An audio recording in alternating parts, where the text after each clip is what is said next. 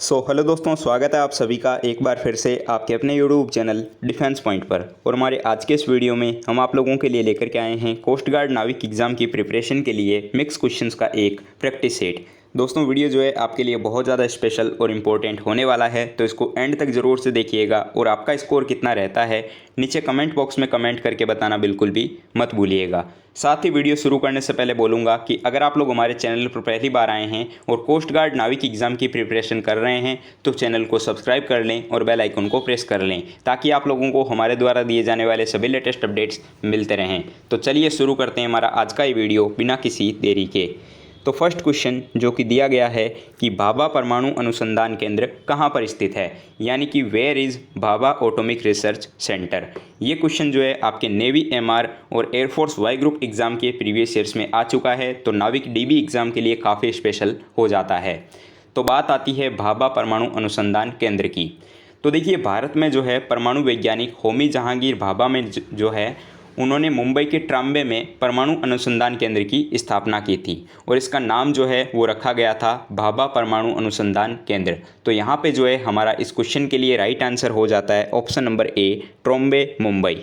ठीक है, क्लियर हो गया। चलिए मैं बताना चाहूँगा अनअकैडमी के बारे में। अनअकैडमी आप लोगों के लिए लेकर के आया है one stop destination for NDA, air force XY and navy exam, जिसमें कि बहुत कुछ आप लोगों को देखने को मिल जाएगा। तो चलिए मैं थोड़ा इसके बारे में एक्सप्लेन कर देता हूँ। तो दोस्तों इसमें जो है आप लोगों को daily free live test, 100+ free special classes, और इसके अलावा जो है आपको आपके सब्जेक्ट की regarding dedicated doubt clearing session भी दिए जाएंगे। और जिस एग्ज़ाम की भी आप लोग प्रिपरेशन कर रहे हो उसके रिगार्डिंग जो है आप लोगों को अनलिमिटेड प्रैक्टिस दिए जाएंगे, जिसकी आप लोग प्रैक्टिस कर सकते हो। इसके अलावा भी जो है आप लोगों को उन एग्ज़ाम्स के रिगार्डिंग ढेर सारा स्टडी मटेरियल भी प्रोवाइड किया जाएगा। और अगर आप लोग एनडीए एग्ज़ाम की प्रिपरेशन कर रहे हो तो इसमें जो है आपको रिटन के साथ में एसएसबी एग्ज़ाम की भी प्रिपरेशन करवाई जाएगी, जिससे कि आप लोग एनडीए, एयरफोर्स XY और नेवी के रिटन को आसानी से क्वालिफाई कर लोगे। और साथ ही जो है अनअकैडमी के द्वारा 2 नए कोर्सेज भी शुरू किए जा रहे हैं, जो कि आपके हैं अग्नि एनडीए, जो कि ये आपका शुरू हो रहा है 25 अगस्त से,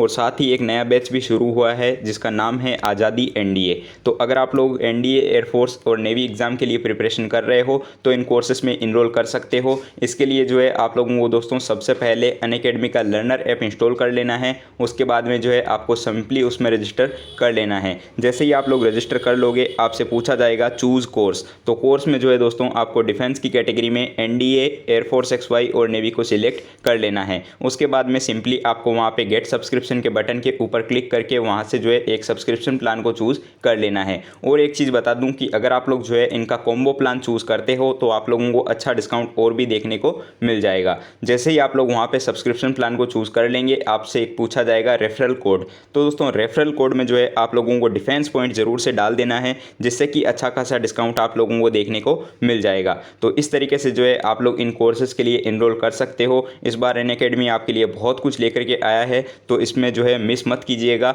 सारी लिंक्स जो है आप लोगों को हमारे इस वीडियो के नीचे डिस्क्रिप्शन बॉक्स में दी गई है। ठीक है,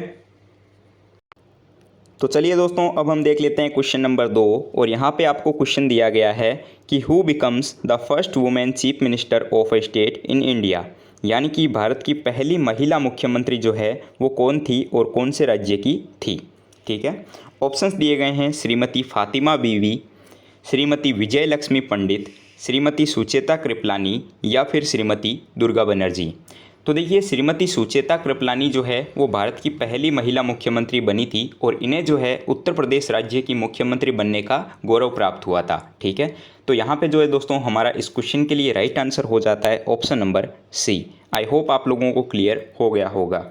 तो अब देखिए क्वेश्चन नंबर 3, और यहाँ पे आपको एक बहुत ही ईजी क्वेश्चन दिया गया है। तो क्वेश्चन में बोला जा रहा है कि विद्युत प्रतिरोध की इकाई क्या होती है। ठीक है, तो विद्युत प्रतिरोध की इकाई, तो हम सभी लोग जानते हैं कि विद्युत प्रतिरोध यानी कि इलेक्ट्रिक रेजिस्टेंस जो होता है इसकी इकाई होती है ओम, और ये जो है इसकी SI इकाई होती है। ठीक है, करेक्ट आंसर हो जाएगा ऑप्शन नंबर डी। अब देखिए दोस्तों क्वेश्चन नंबर 4, और यहाँ पे क्वेश्चन जो है काफ़ी स्पेशल हो जाता है। क्या बोला जा रहा है, ध्यान से देखिएगा कि angular momentum has the same dimension as, यानी कि कोणीय संवेग की विमा जो है इनमें से किसके समान होती है। ऑप्शंस दिए गए हैं कार्य, सार्वत्रिक गुरुत्वाकर्षण नियतांक, रीडबर्ग नियतांक या फिर प्लांक नियतांक। यानी कि प्लैंक्स कांस्टेंट। तो देखिए एक चीज़ आपको पता होगी कि घूमते हुए इलेक्ट्रॉन का जो कोणीय संवेग होता है वो कितना होता है। किसी भी घूमते हुए इलेक्ट्रॉन का कोणीय संवेग जो है वो आपका होता है mvr is equal to NH/2π। ठीक है, इतना आप लोग जानते हैं। और यहाँ पे ये जो h है ये क्या होता है, तो ये जो होता है आपका प्लैंक कांस्टेंट होता है। क्या होता है, प्लैंक स्थिरांक होता है, हम लोग बोलते हैं इसको।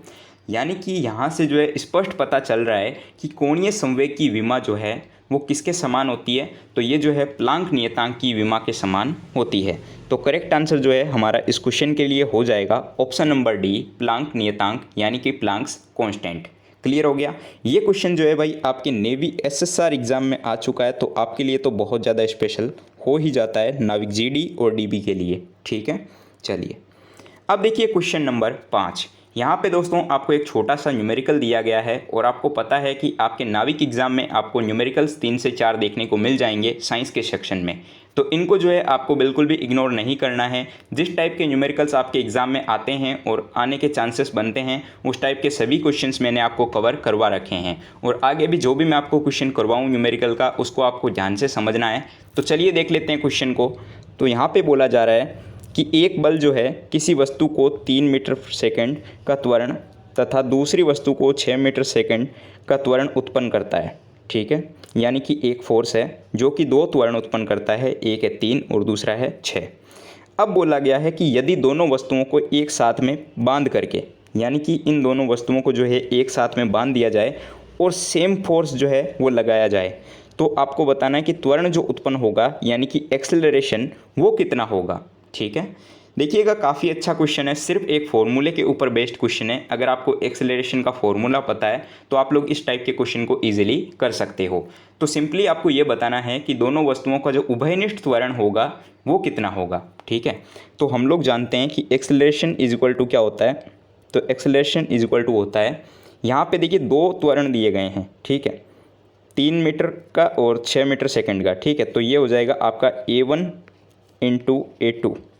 ठीक है, और नीचे आ जाएगा A1 + A2। ये जो है आपका इसके लिए फॉर्मूला बन जाएगा। तो चलिए इसमें जो है हम लोग वैल्यू पुट कर देते हैं। तो ये आपका हो जाएगा 3 × 6 और ये हो जाएगा आपका 3 + 6। यहाँ देखिए ये कितना आ जाएगा, तो 3 × 6 कितना हो जाएगा, ये आपका हो जाएगा 18 और 3 + 6 कितना हो जाएगा, ये हो जाएगा आपका 9। तो इसको जो है हम जो कैंसिल करेंगे तो कितना मिलेगा, 2 मीटर सेकेंड स्क्वायर।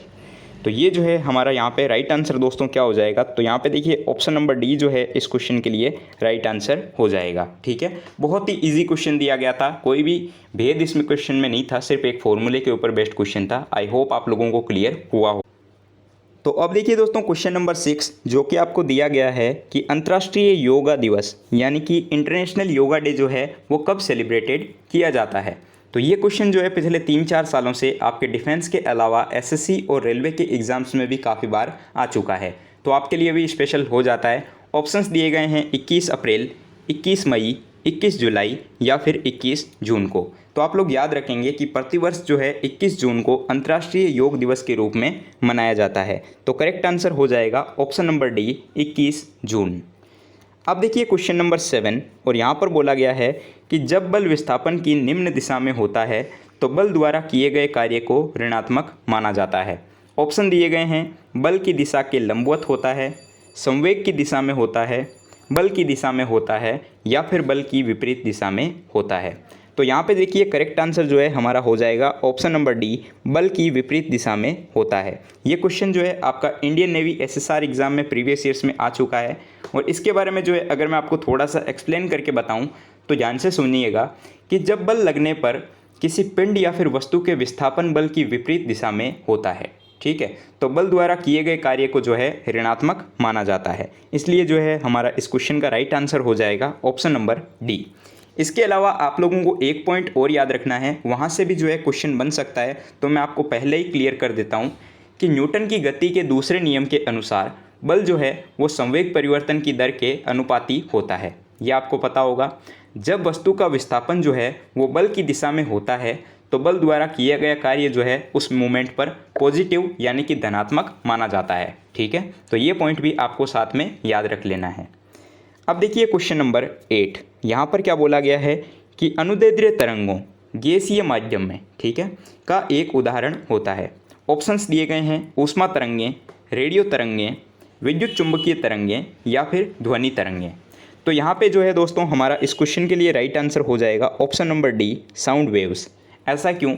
तो देखिए किसी भी गैस में उत्पन्न जो ध्वनि तरंगें होती है वो सदैव ही अनुदैर्ध्य तरंगें होती है। तो इसलिए जो है हमारा राइट आंसर होगा option number D, sound waves. देखिएगा क्वेश्चन नंबर 9, और यहाँ पे जो है इंग्लिश का आपको एक क्वेश्चन दिया गया है।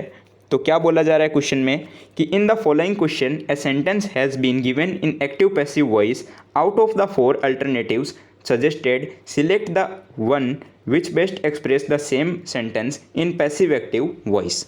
ठीक है, एक्टिव पैसिव का एक क्वेश्चन दिया गया है और आपको पता है कि आपको नाविक एग्जाम में 2 क्वेश्चन इस टाइप के देखने को मिल जाएंगे, तो काफ़ी स्पेशल आपके लिए ये भी हो जाता है। तो चलिए देखिए सेंटेंस क्या दिया गया है कि एन एलिफेंट में be helped even by an ant. तो यहाँ से जो है आपको सेंटेंस को देख करके क्या पता चल रहा है, तो इतना तो आपको यूज़ समझ में आता ही होगा, आप लोगों को आता होगा एक्टिव पैसिव, कि ये सेंटेंस जो है आपको पैसिव स्ट्रक्चर में दिया गया है। कैसे? तो देखिए यहाँ पे जो है इसको मैं अगर थोड़ा सा एक्सप्लेन करके बताऊँ तो देखिएगा कैसे दिया गया है। Subject plus model plus be plus V3 यानी कि वर्ब की थर्ड फॉर्म प्लस बाई और प्लस ऑब्जेक्ट। ठीक है, इस स्ट्रक्चर में दिया गया है ये सेंटेंस। तो ये जो है इसका पैसिव स्ट्रक्चर है। ठीक है, तो इसको जब हम एक्टिव में कन्वर्ट करेंगे तो देखिए ये क्या हो जाएगा।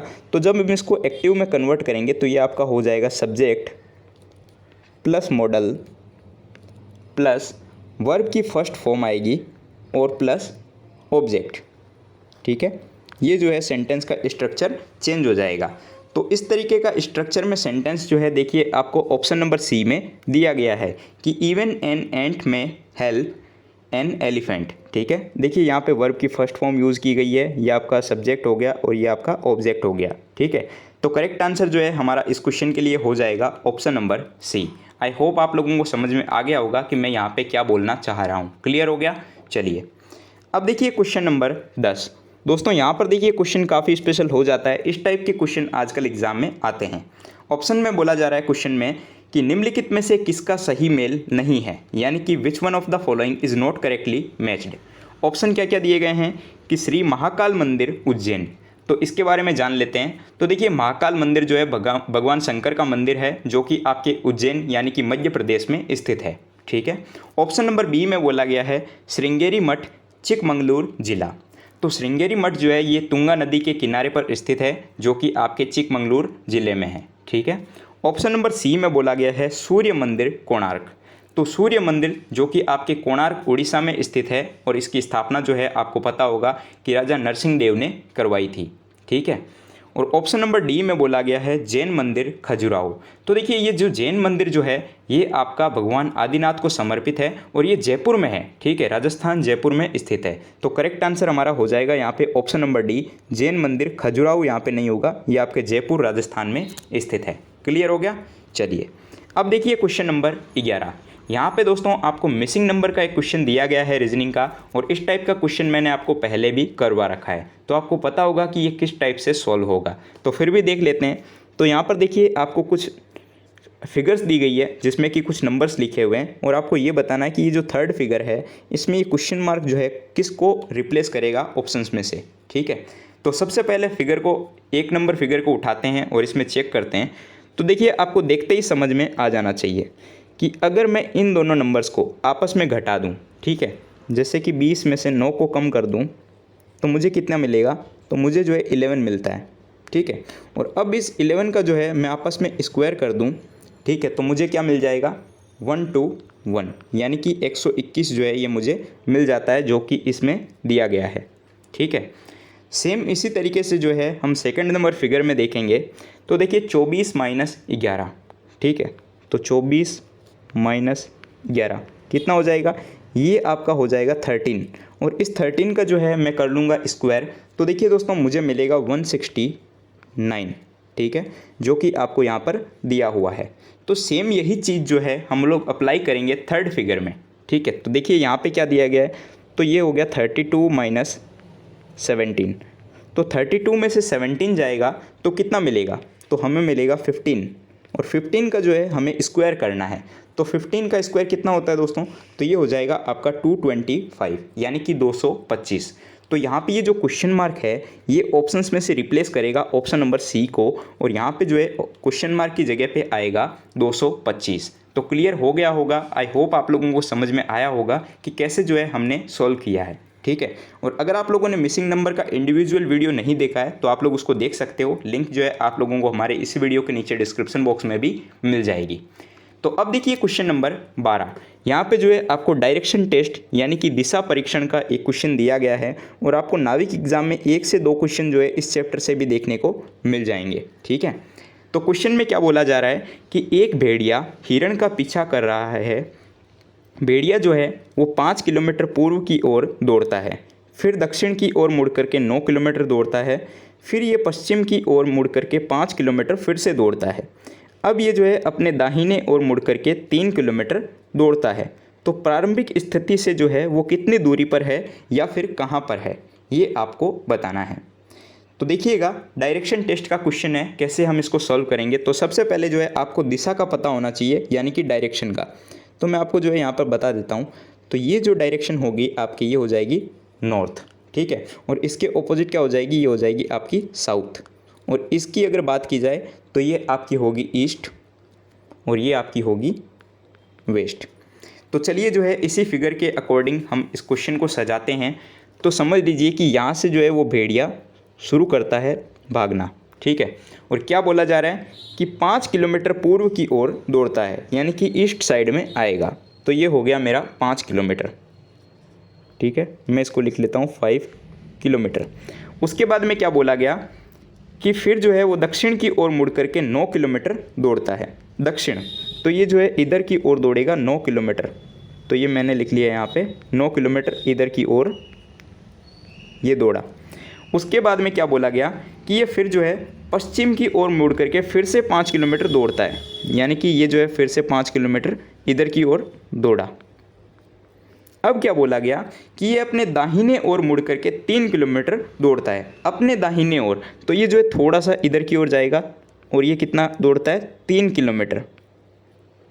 ठीक है, तो आपको ये बताना है कि प्रारंभिक स्थिति से जो है वो अब कहाँ पर है। तो देखिए बहुत ही इजी क्वेश्चन दिया गया है, यहाँ पर आप लोग देखते ही समझ सकते हो कि ये दूरी जो है आपको दी गई है 9 किलोमीटर। ठीक है, और ये पॉइंट था ए। ठीक है, तो अब ये जो है ए पॉइंट से कितना दूरी पर है, तो यहाँ पर देखिए हम लोग यहीं से बता सकते हैं। तो ये जो 9 टोटल था, इसमें से ये 3 जो है यहाँ पर इधर कवर कर रहा है। ठीक है, तो 9 माइनस 3, तो ये हो जाएगा आपका 6। ठीक है, तो 6 किलोमीटर की दूरी जो है यहाँ पर बच रही है। ठीक है, 6 किलोमीटर दूरी पर दक्षिण दिशा में। ठीक है ना, तो यहाँ पे देखिए करेक्ट आंसर क्या हो जाएगा, तो ऑप्शन नंबर सी देखिए यहाँ पर बोला जा रहा है कि प्रारंभिक स्थिति से 6 किलोमीटर दक्षिण दिशा की ओर। ठीक है, तो राइट आंसर जो है हमारा इस क्वेश्चन के लिए यही हो जाएगा। आई होप आप लोगों को समझ में आ गया हो। अब देखिए दोस्तों क्वेश्चन नंबर 13, और यहाँ पर जो है आपको एक कोडिंग डिकोडिंग का क्वेश्चन दिया गया है। काफ़ी स्पेशल क्वेश्चन हो जाता है, नए पैटर्न के ऊपर आधारित है, ध्यान से समझिएगा। तो यहाँ पर बोला जा रहा है कि इवेंट को अगर लिखा जाए 54552 के रूप में। ठीक है, तो आपको ये बताना है कि रिवर को जो है उसी भाषा में किस प्रकार से कोडबद्ध किया जाएगा। तो यहाँ पर देखिए नए तरीके का क्वेश्चन हो जाता है, ध्यान से समझ लीजिएगा, एग्जाम में आ सकता है। तो सबसे पहले जो है मैं यहाँ पे लिख लेता हूँ इवेंट, EVEN, और ये हो गया आपका T। तो यहाँ पर देखिए इवेंट को किस प्रकार से लिखा जा रहा है। तो हम लोग जानते हैं कि E का नंबर होता है 5। ठीक है, V का नंबर कितना होता है, तो V का नंबर होता है 22। अल्फ़ाबेट में जो है V 22 नंबर पे आता है।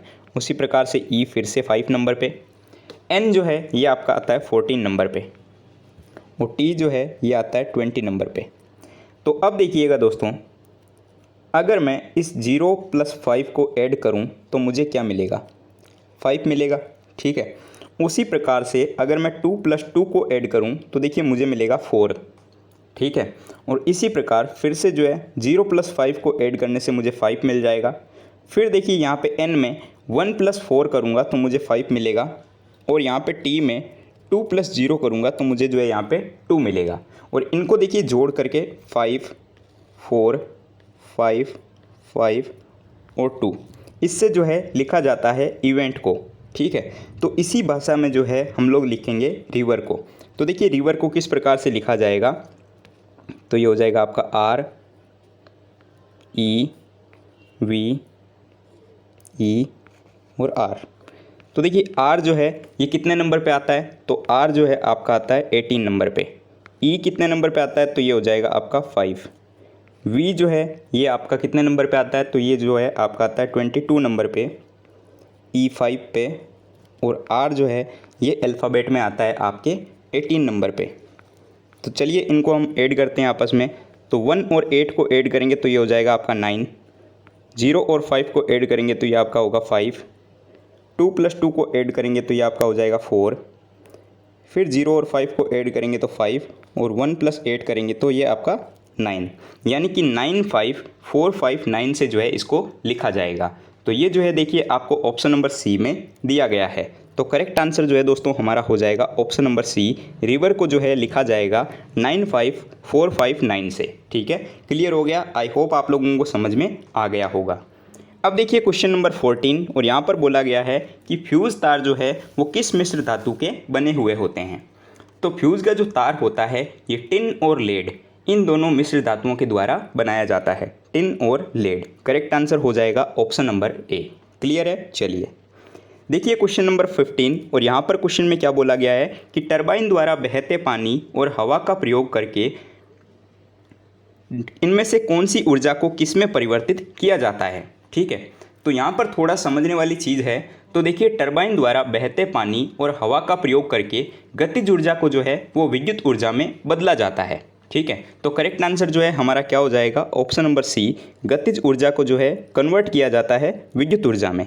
ठीक है, और यहाँ पे एक पॉइंट और याद रखिएगा कि टरबाइन जो होता है ये आपके न्यूटन का जो तीसरा नियम है, क्रिया प्रतिक्रिया का नियम, उसके ऊपर आधारित होता है, यानी कि उसके सिद्धांत पर काम करता है। ये क्वेश्चन जो है आपके एनडीए में आ चुका है, लेकिन इसमें ऐड नहीं किया गया है। ठीक है, चलिए अब देखिए क्वेश्चन नंबर 16। ये देखिए यहाँ पे जो है ब्लड रिलेशन का एक क्वेश्चन दिया गया है, और आपको पता है ब्लड रिलेशन का क्वेश्चन आपको 100% एक देखने को मिल जाएगा। तो यहाँ पे थोड़ा सा ध्यान से समझिएगा, स्पेशल हो जाता है।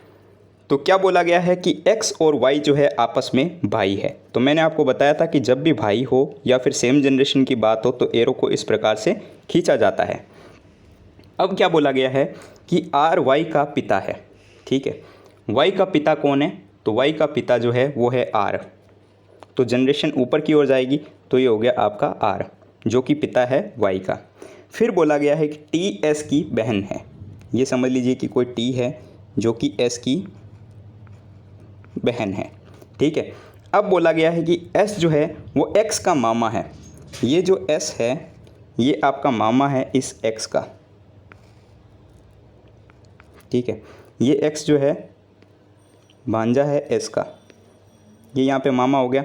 तो अब बोला गया कि t का जो है r के साथ में क्या रिलेशन है, यानी कि ये जो r है इसका t से क्या रिलेशन है। तो यहाँ पे जो है आपको देखते ही समझ आ गया होगा।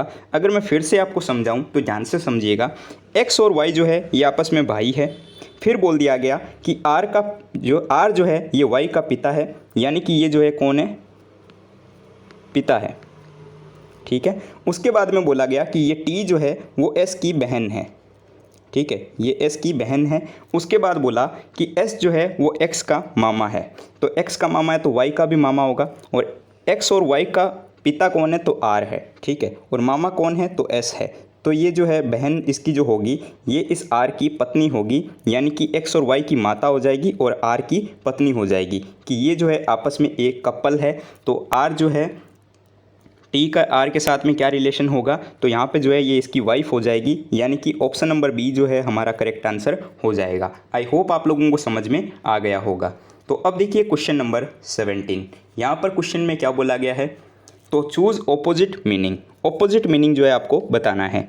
रेक्टिट्यूड जो है आपको वर्ड दिया गया है, तो रेक्टिट्यूड का मतलब क्या होता है? तो रेक्टिट्यूड का मतलब होता है एक तरीके से न्याय करना या फिर इंसाफ करना, और इसका जो है आपको ऑपोजिट बताना है, यानी कि विलोम शब्द। ठीक है, तो देखिए इसके लिए जो है आपका डिसेप्शन जो है करेक्ट आंसर हो जाएगा, ऑप्शन नंबर डी। इसका मतलब क्या होता है? तो डिसेप्शन का मतलब होता है एक तरीके से छल करना, धोखा करना। ठीक है, किसी को धोखा देना या फिर किसी के साथ में छल कपट करना, ये हो जाएगा इसका करेक्ट आंसर। तो ऑप्शन नंबर डी जो है हमारा यहाँ पे सही हो जाएगा। अब देखिए question number 18, spotting the error का क्वेश्चन दिया गया है और 2 क्वेश्चन जो है इस टाइप के आपको देखने को मिल जाएंगे। क्या बोला जा रहा है कि the PM said that his party would not repeat the mistakes done by the previous government. ठीक है, तो इसमें जो है आपको बताना है कि सेंटेंस में कहाँ पे एरर है। तो यहाँ पर ध्यान से देखिए ऑप्शन नंबर सी को। ठीक है, इसमें क्या बोला गया है? डन।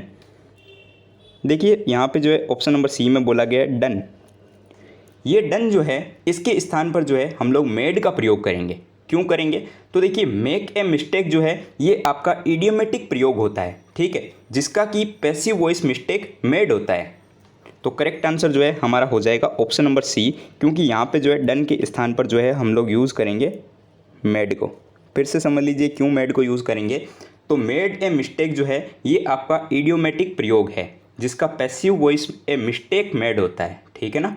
चलिए अब देखिए क्वेश्चन नंबर 19, मैथ्स का एक क्वेश्चन दिया गया है, प्रॉफिट एंड लॉस का। ध्यान से समझिएगा, इस टाइप का क्वेश्चन शायद मैंने आपको पहले भी करवाया है। क्या बोला गया है कि 2 वस्तुओं का क्रय मूल्य जो है ये आपका 200 और 600 रुपये है। यानी कि कोई भी 2 आर्टिकल है जिनका जो कॉस्ट प्राइस है ये 200 एंड 600 है।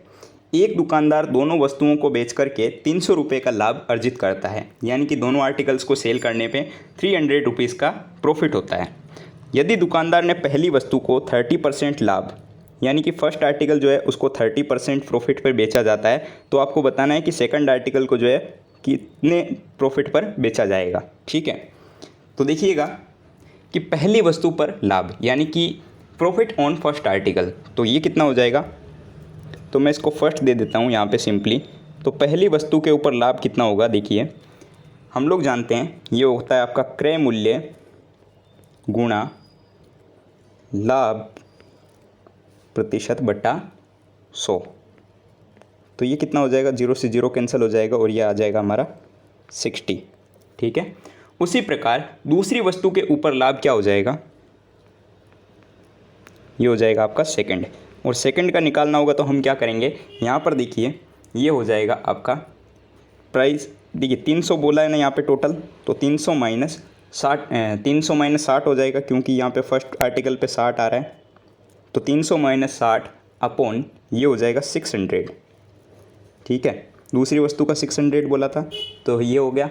और अब देखिए इनटू में क्या आएगा? तो इनटू में आ जाएगा आपका 100। तो यहाँ पे 6 ये यहाँ से कैंसिल हो जाएगा, और यहाँ पर देखिए 240 आ गया, ये 240 बटे 6। तो ये कितना हो जाएगा आपका? ये हो जाएगा आपका 40%। तो दूसरी वस्तु के ऊपर लाभ कितना आ गया? 40% का। क्लियर हो गया। तो 40% जो है आपको ऑप्शन नंबर डी में दिया गया है। राइट आंसर हो जाएगा ऑप्शन नंबर डी 40%। इस टाइप का क्वेश्चन जो है आपके आ सकता है भाई, नेवी एमआर में भी आ चुका है, तो आपके भी आ सकता है, इंपॉर्टेंट हो जाता है। अब देखिए आज के इस वीडियो का लास्ट क्वेश्चन, और यहाँ पर देखिए क्वेश्चन नंबर 20।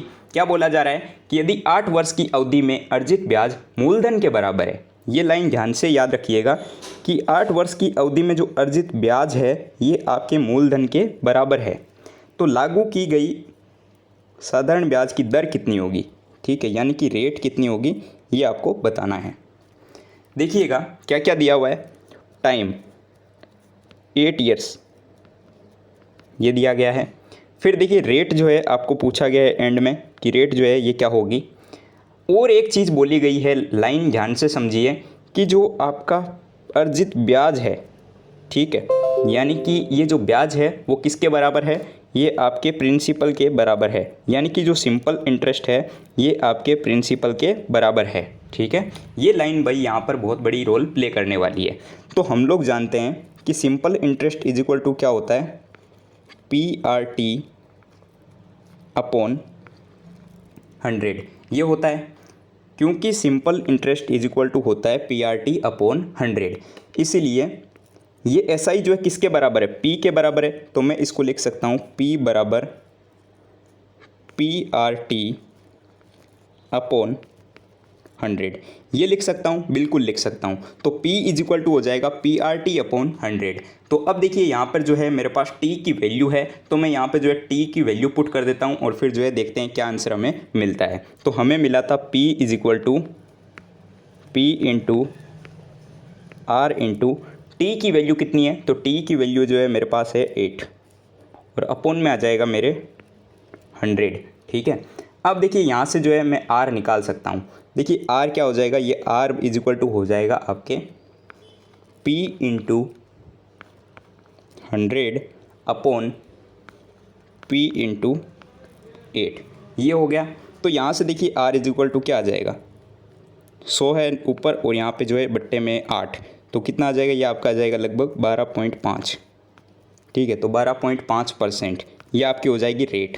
तो करेक्ट आंसर जो है क्या हो जाएगा, देखिए ऑप्शन नंबर डी में दिया गया है आपको 12.5। करेक्ट आंसर हो जाएगा ऑप्शन नंबर डी। रेट जो होगी यानी कि साधारण ब्याज की दर वो होगी आपकी 12.5%। तो करेक्ट आंसर हो जाएगा ऑप्शन नंबर डी। आई होप आप लोगों को सारे क्वेश्चन जो है समझ में आ गए होंगे और आपको वीडियो जो है थोड़ा बहुत पसंद आया होगा। दोस्तों सारे क्वेश्चन जो है एकदम टॉप लेवल के शानदार क्वेश्चन थे। पूरे चांसेस बनते हैं इसी टाइप के क्वेश्चन आपके एग्जाम में आने के। तो वीडियो पूरा नहीं देखा है, कहीं पे स्किप किया है तो ऐसी गलती मत कीजिएगा, पूरा वीडियो जो है आपको चेकआउट करना है। ठीक है, तो अगर वीडियो पसंद आया हो तो लाइक शेयर और सब्सक्राइब करना बिल्कुल भी मत भूलिएगा। मिलते हैं एक नए वीडियो में नए टॉपिक के साथ में, तब तक के लिए जय हिंद दोस्तों।